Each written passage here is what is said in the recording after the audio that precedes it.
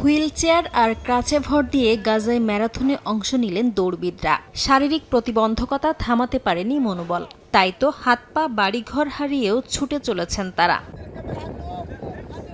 স্থানীয় সময় শুক্রবার যুদ্ধবিধ্বস্ত গাজায় অনুষ্ঠিত হয় ফিলিস্তিন ইন্টারন্যাশনাল ম্যারাথনের 10ম আসর। এতে প্রায় 19,000 প্রতিযোগী অংশ নেন। এই আয়োজন 2 বছরের যুদ্ধবিরতির পর আবারও কিছুক্ষণের জন্য স্বাভাবিক জীবনে ফিরিয়ে আনে বাসিন্দাদের। আয়োজকরা বলছেন, এটি কেবল প্রতিযোগিতা নয়, বরং ধ্বংসের মাঝে টিকে থাকার এক প্রতীকী লড়াই।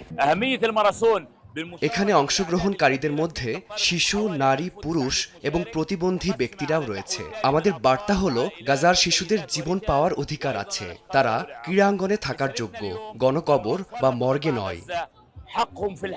এই দৌড়ে বিজয়ী হন খলিল আল থারাবিন। আয়োজন ঘিরে যাকে উচ্ছ্বাস প্রকাশ করতে দেখা যায়।